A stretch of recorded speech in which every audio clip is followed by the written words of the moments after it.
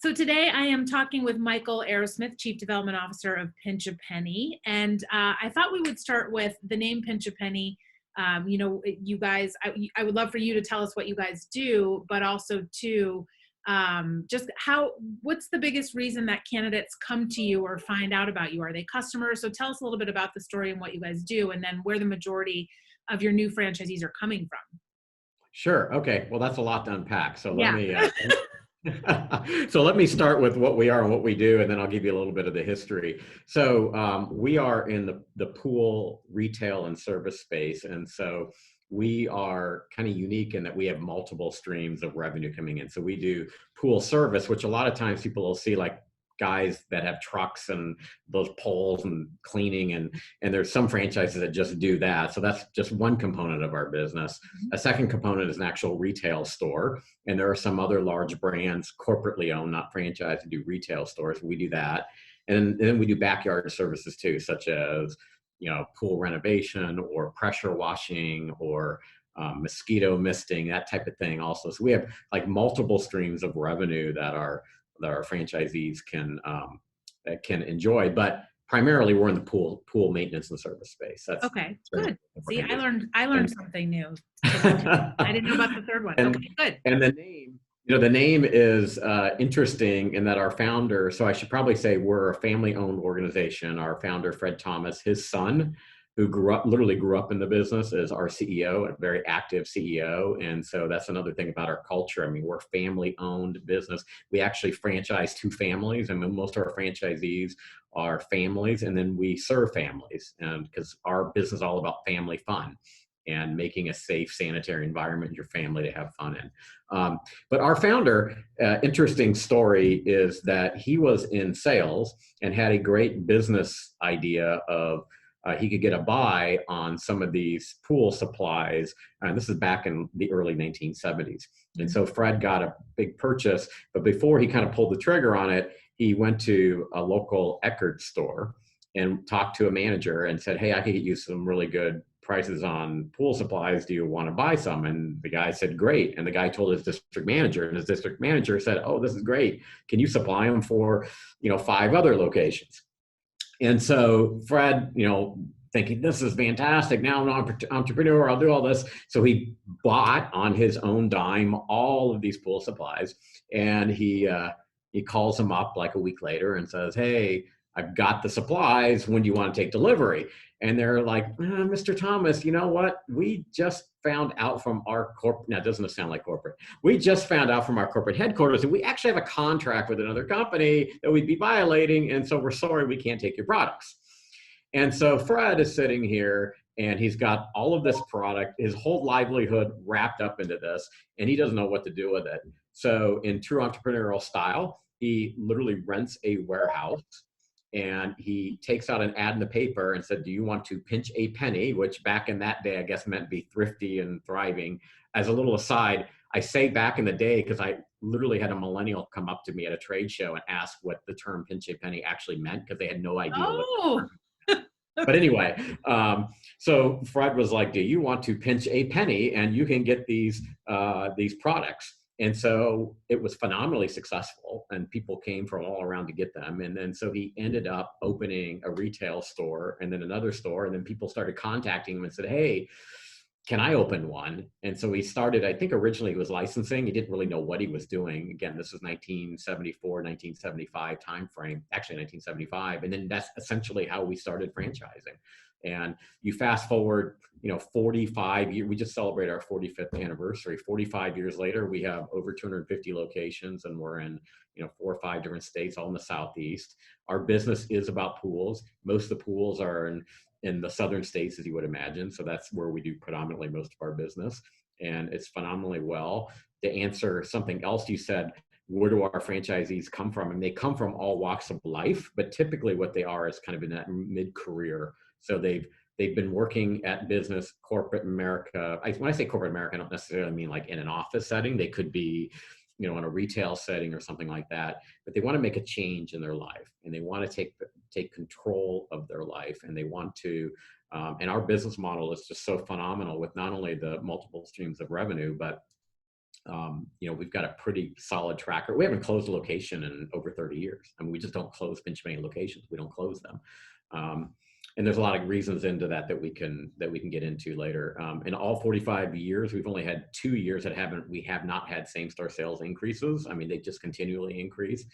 But I would say the vast majority of our franchisees actually come from people that own pools. Mm-hmm. And because it's hard to understand our business and how profitable it is unless you own a pool. And what you know when you own a pool is that you have a body of water out there, it always needs something. Mm-hmm. And it's really hard. You can't just like go online and say, oh, let me go buy this and throw it in my pool. Like you've got to know what you're doing and understand the chemistry. Your pool is constantly changing. You need help. And so what we do is we really help and provide. Again, our motto is try to help families have fun and safe environments. So really all we're trying to do is provide that and enjoy and provide an enjoyable environment for our customers. And so, but again, getting back to what you said, most of the people that come to us own pools because they understand, they get that. Right. Or they've had pools in the past, so they understand, not that they have to understand how pools work, because we can train really anybody to do that, but they understand the viability of a business, that if you didn't own a pool, you might think, oh, well, this isn't that profitable. Right. But, it's one thing if you own a pool, you understand it. Yeah. Well, and so Pinch A Penny has been on our franchisee satisfaction awards list as long as you guys have been doing the survey with us, because you just have a really strong franchisee group that is doing well and thinks very highly of you guys as a team. But you most recently were on our top recession-proof franchises, which now that you're talking through this makes even more sense. So to talk to anyone in franchising right now, it's really been a challenge trying to figure out if you need to change your business model or how to keep your franchisees keeping their locations open or making money during everything that's happened with the impact of the pandemic. And you guys are probably, I would imagine, even seeing increased business because now people are at home more. And I know my neighbors tried to buy a pool and they couldn't even buy an above ground pool. And then others had ordered pools but couldn't even have them built in this summer. So I'm guessing that there's probably even more interest right now from people understanding that this has become their entertainment.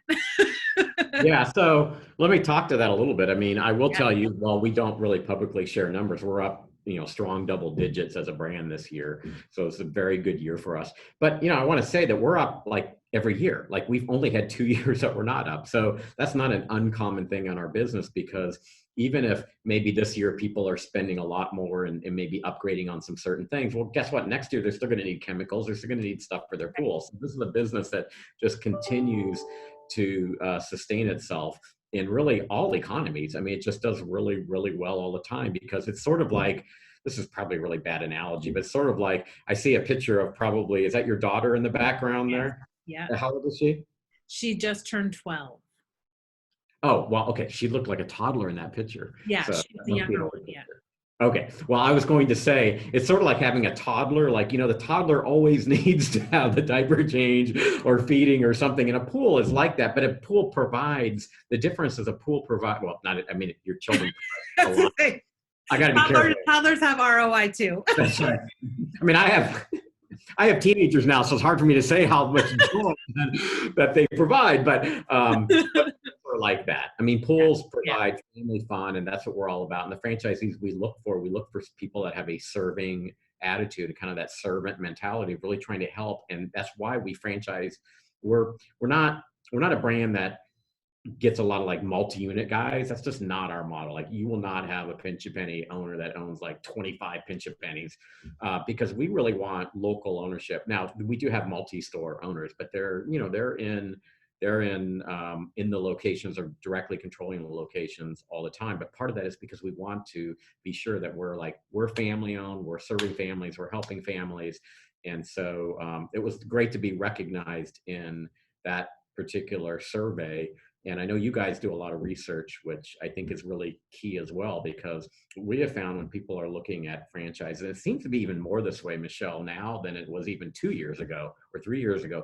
People are really trying to find research, like what is out there and why are certain brands successful or not, particularly in our industry where you've got like, last time I knew it was something like 5,000 franchisors. I mean, so now, you have research out there, and I think people are getting a little tired of like people that everybody seems to have an opinion online, right? But that doesn't mean it's the right opinion.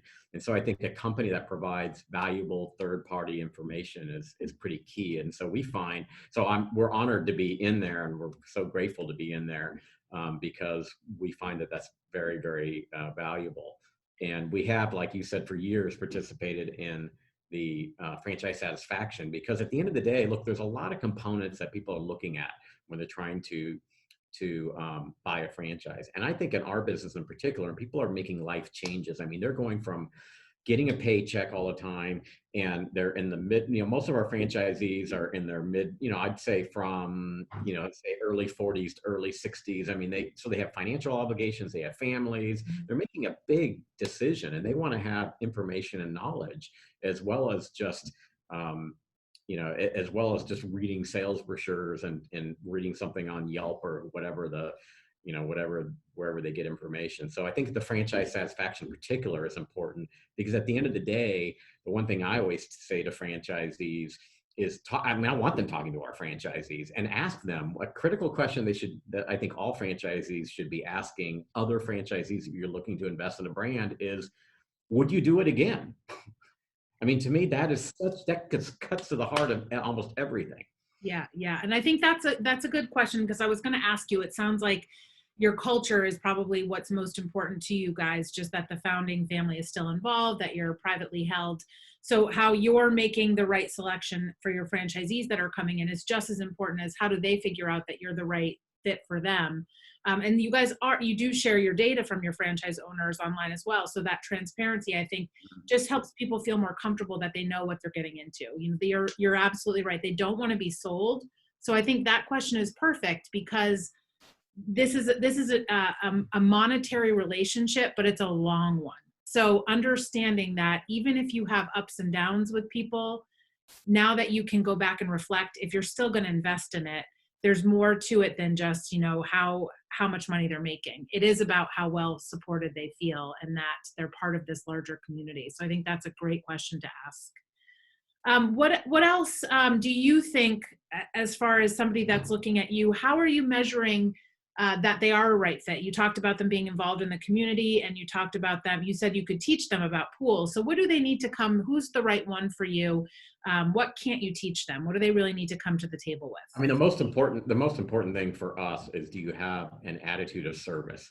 Are you a giving person? Are you trying to really help people? Because we don't want as a bunch of people and they're just trying to push product and sell product. Our business is built on trust, because at the end of the day, you're putting chemicals into your pool, and you have to trust that the person behind the counter knows what they're doing and is telling you, what your pool needs, not that they're trying to push a product on you. And so the worst person for us is somebody that's a quote salesperson. And I don't mean that, look, we're all salespeople. I'm a salesperson. I mean, but I mean, in terms of like, not the old school salesperson trying to sell something, like that's not what we want. What we really want is somebody that really is trying to help people.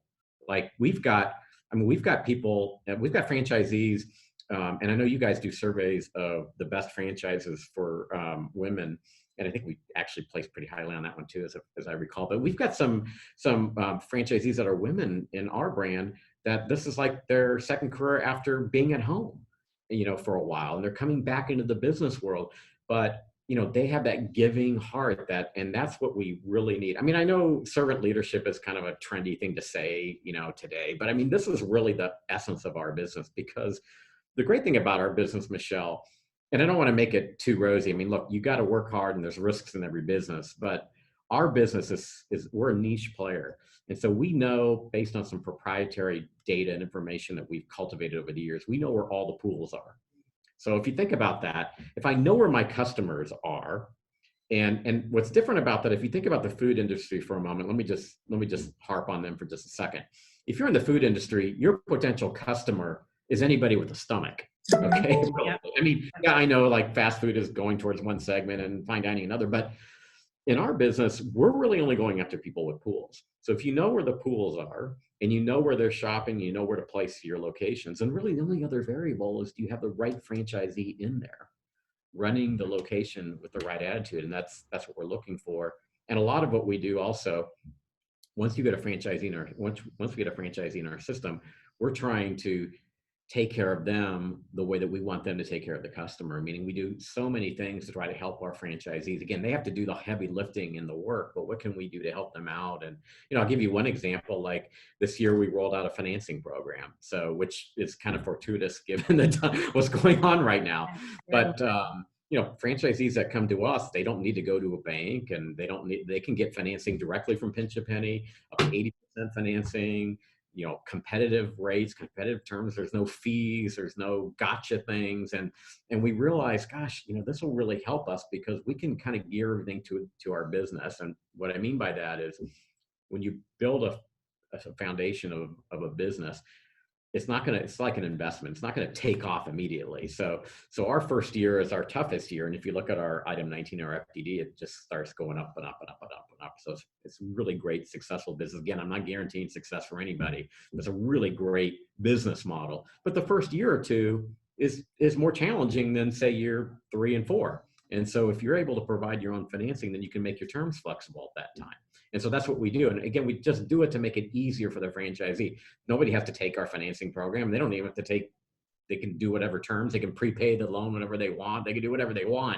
But all we're trying to do is, how can we make it easier? How can we help them? Because if we help them, then they're going to help the customer. And that's kind of the philosophy that we have as an organization. I like it. So the first year is the hardest. What is the business for your franchisee? What are they doing? Are they in the stores behind the counter?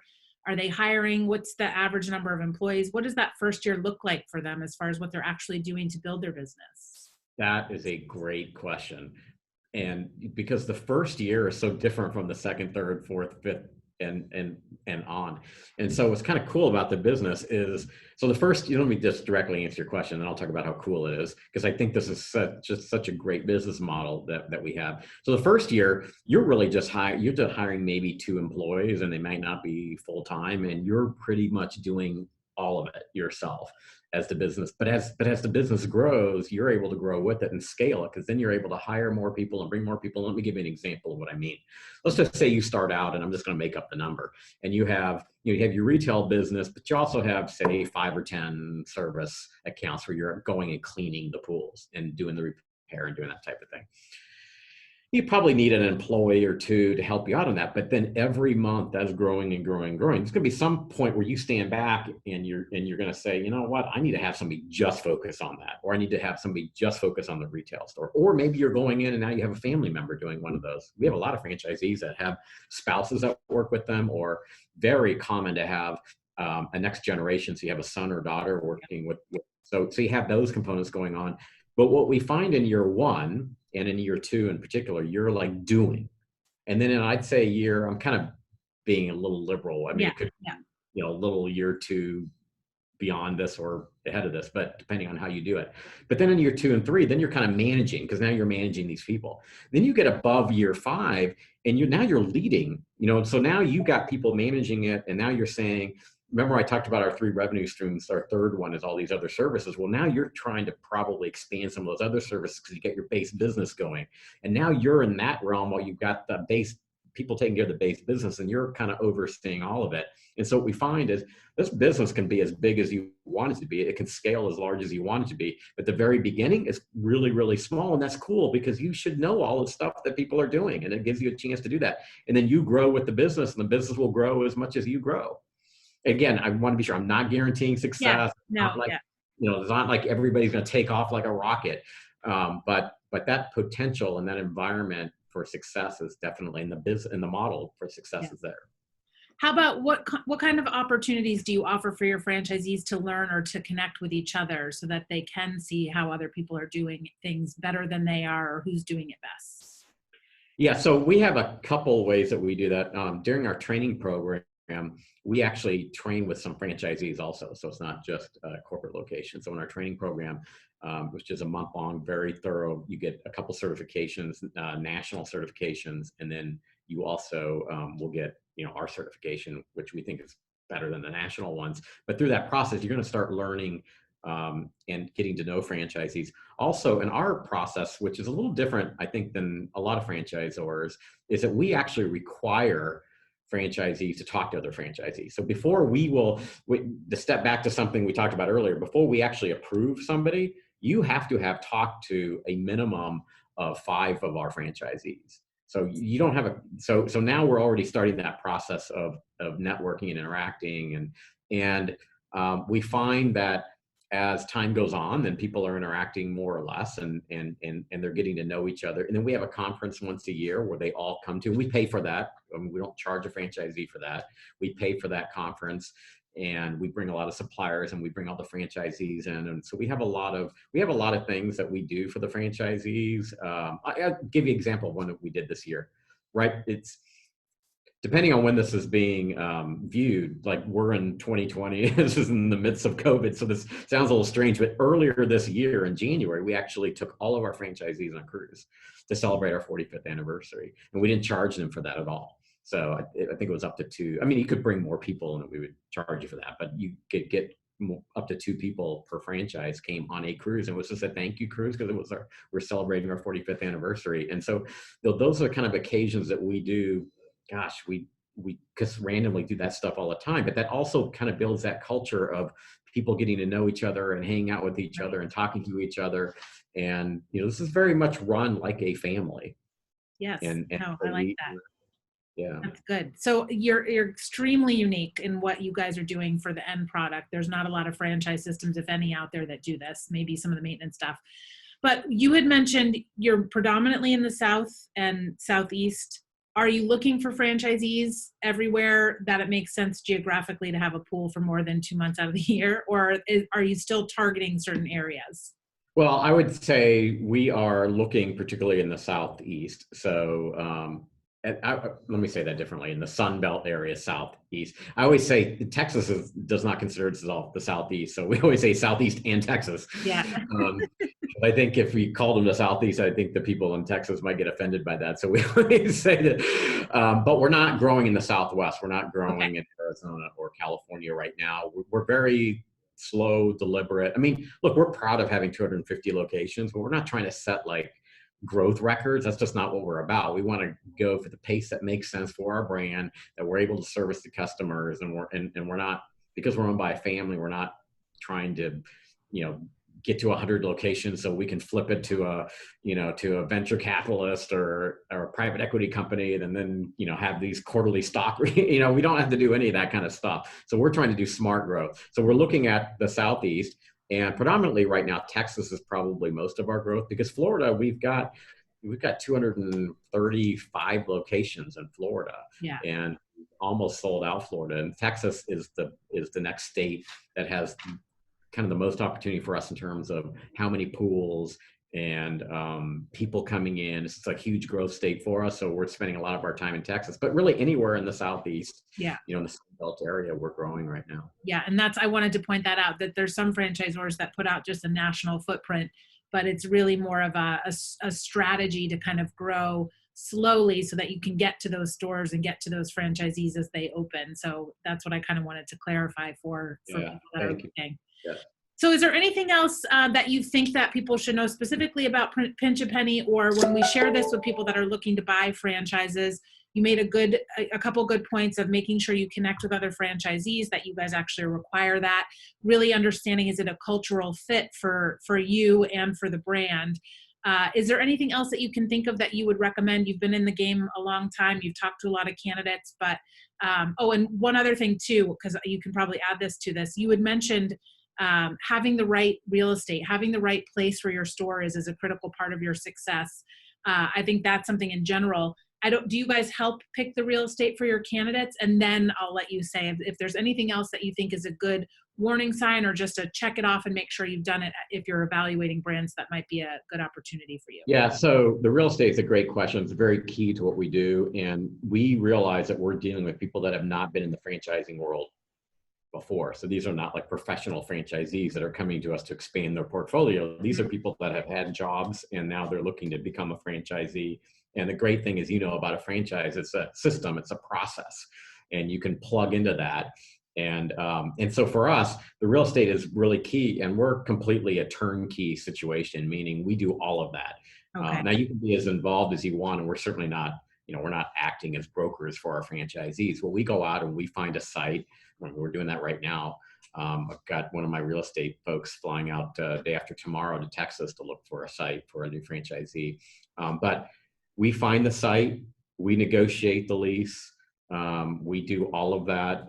Any TI money, we just do all of it. And then of course it's subject to the franchisee approving it. But we approve it internally as well. And we have it, my own policy is I want at least 2 sets of eyes looking at every piece of real estate that we do, but normally it's 3 or 4 people that are looking at it. Yeah. You're a franchisee walking in, you don't have to worry about the real estate. We've got that covered. And like I said, if you know where your customers are, you know where to put your locations. The only thing you've got to be worried about is are you serving the customer in the right way? But getting back to what you said, which kind of ties into this also about what other thing would you look at? I would say, and this is not unique to Pinch A Penny, I would just say this in general. I do think it's important if you're looking to go into business ownership that you really think that decision through, because being in business for yourself is awesome, but it's a different mentality. And you're not getting a steady paycheck every week. And that you got to really get your arms around that really the business is going to be as good as you make the business. Now, the flip side of that is I think there's a misconception in our society that you go get a job and that's the most secure thing ever. I mean, I don't know about you, but I think that's like one of the least most secure things ever.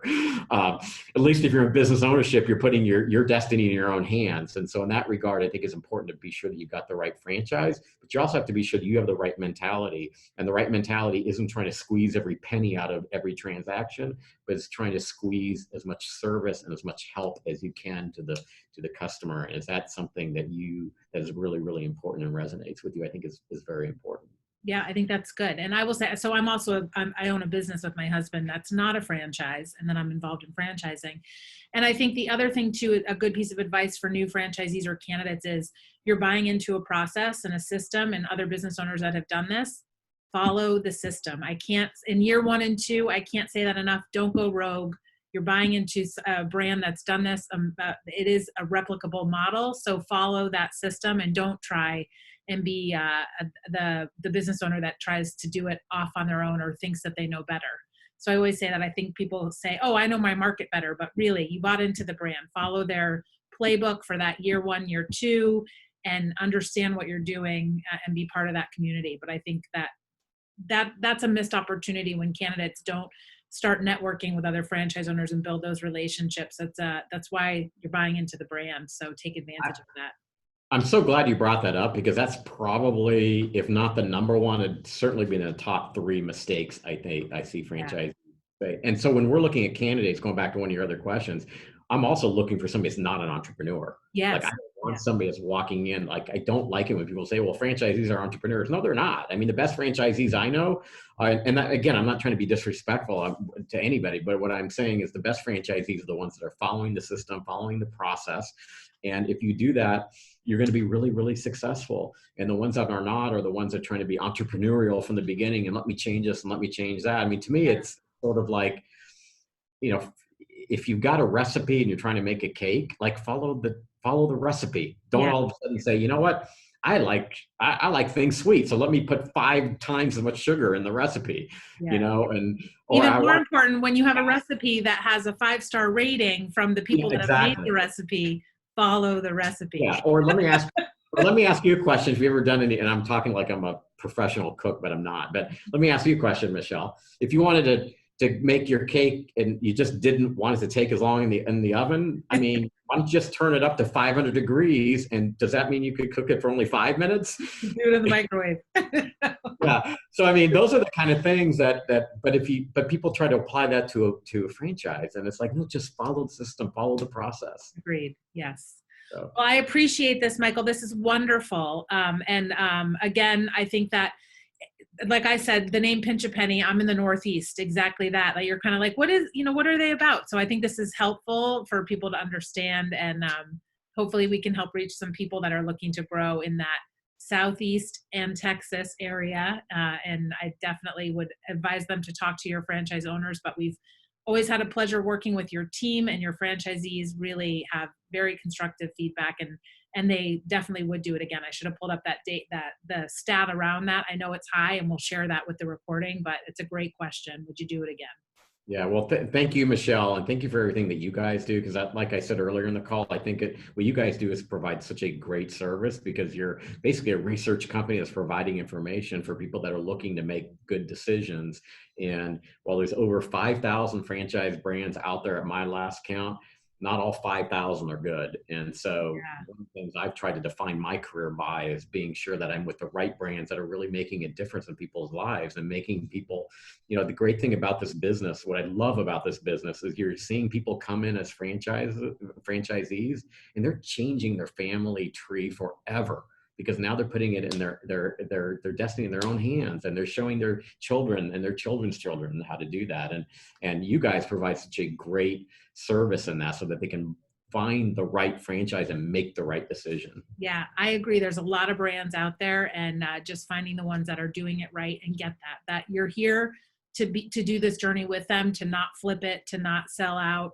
So I think that's great, responsible franchising. So we love Yeah. Pinch a Penny. Thank you so much, Great. Michael. All right. Thank you, Michelle. All Bye. right.